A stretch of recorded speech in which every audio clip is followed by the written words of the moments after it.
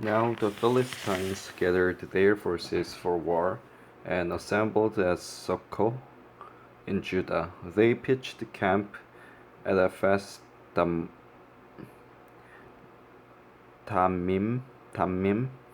between Socoh and Azekah. Saul and the Israelites assembled and camped in the valley of Elah and drew up their battle line to meet the Philistines. The Philistines occupied one hill and the Israelites another, with the valley between them. A champion named Goliath, who was from Gath, came out of the Philistine camp. He was over 9 feet tall. He had a bronze helmet on his head and wore a coat of scale armor of bronze weighing 5,000 shekels. On his legs he wore bronze greaves, and a bronze javelin was slung on his back. His spear shaft was like a weaver's rod, and its iron point weighed 600 shekels. His shield bearer went ahead of him. Goliath stood and shouted to the ranks of Israel, "Why do you come out and line up for battle? Am I not a Philistine, and are you not the servant of Saul? Choose a man and have him come down to me. If he is able to fight and kill me, we will become your subjects. But if I overcome him and kill him, you will become our subjects and serve us."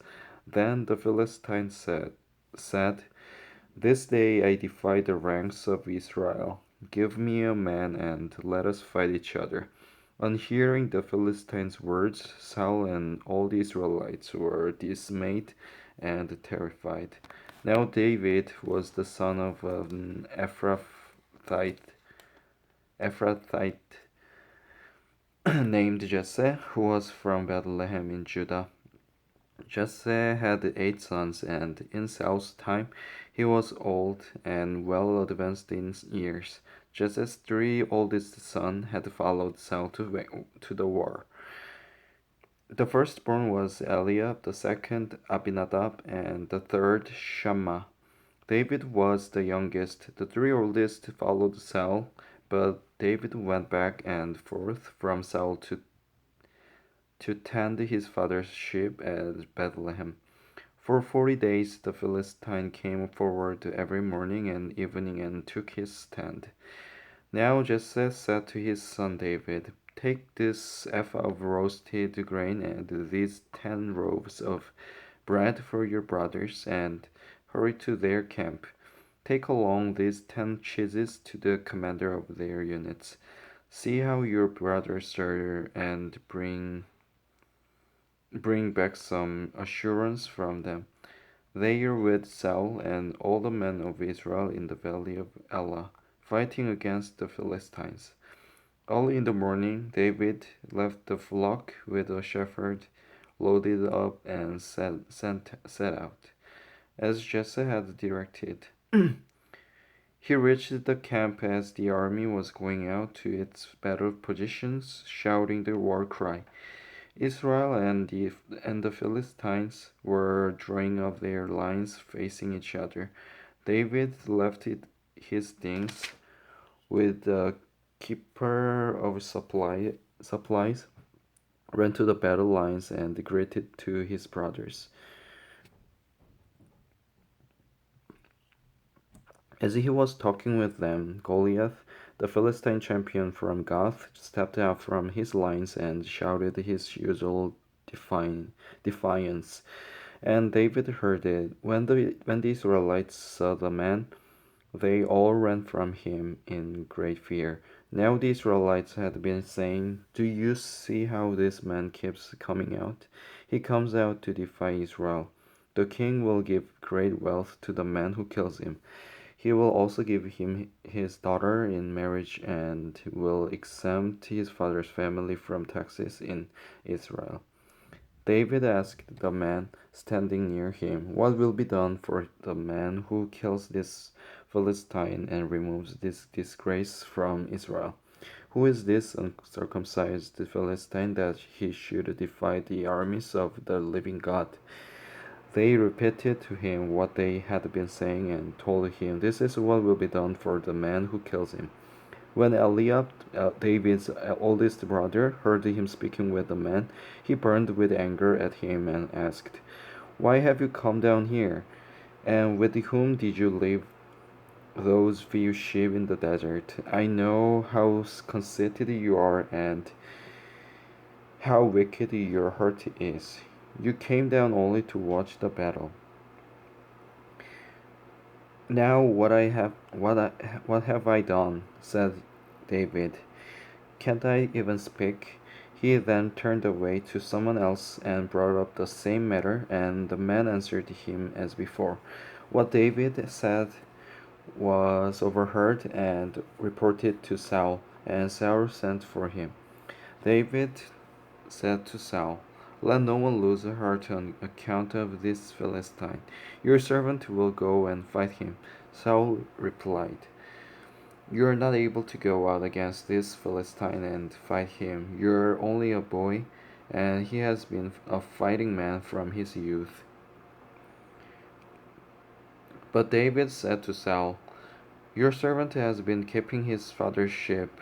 When a lion or a bear came and carried off a sheep from the flock, I went after it, struck it, and rescued the sheep from its mouth. When it turned on me, I seized it by its hair, struck it, and killed it."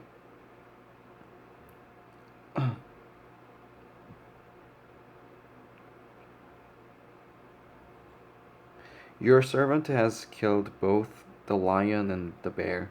This uncircumcised Philistine will be like one of them, because he has defied the armies of the living God. The Lord who delivered me from the paw of the lion and the paw of the bear will deliver me from the hand of this Philistine. Saul said to David, "Go, and the Lord be with you." Then Saul dressed David in his own tunic. He put a coat of armor on him and a bronze helmet on his head. David fastened on his sword over the tunic and tried walking around because he was not used to them. "I cannot go in these," he said to Saul, "because I am not used to them." So he took them off. Then he took his staff in his hand, chose 5 smooth stones from the stream, put them put put them in the pouch of his shepherd's bag, and with his sling in his hand, approached the Philistine. Meanwhile, the Philistine, with his shield bearer in front of him, kept coming closer to David. He looked David over and saw that he was only a boy, ruddy and handsome, and he despised him.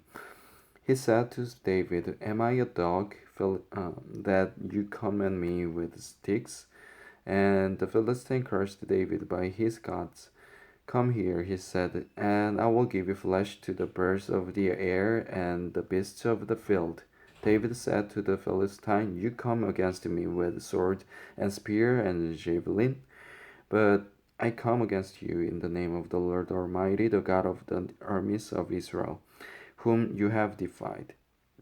This day the Lord whom you this day the Lord will hand you over to me, and I will strike you down and cut off your head. Today I will give Today I will give the carcasses of the Philistine army to the birds of the air and the beasts of the earth, and the whole world will know that there is a God in Israel. All those gathered here will know that it is not by sword or spear that the Lord saves, for the battle is the Lord's, and he will give all of you into our hands." As the Philistine moved closer to attack him, David ran quickly toward the battle line to meet him. Reaching into his bag and taking out a stone, he slung it and struck the Philistine on the forehead. The stone sank into his forehead, and he fell face down on the ground. So David triumphed over the Philistine with a sling and a stone. Without a sword in his hand, he struck down the Philistine and killed him. David ran and stood over him. He took hold of the Philistine's sword and drew it from the scabbard. After he killed him, he cut off his head with the sword. When the Philistines saw that their hero was dead, they turned and ran. Then the men of Israel and Judah surged forward with a shout and pursued the Philistines to the entrance of Gath and to the gates of Ekron. Their dead were strewn along the Sharaim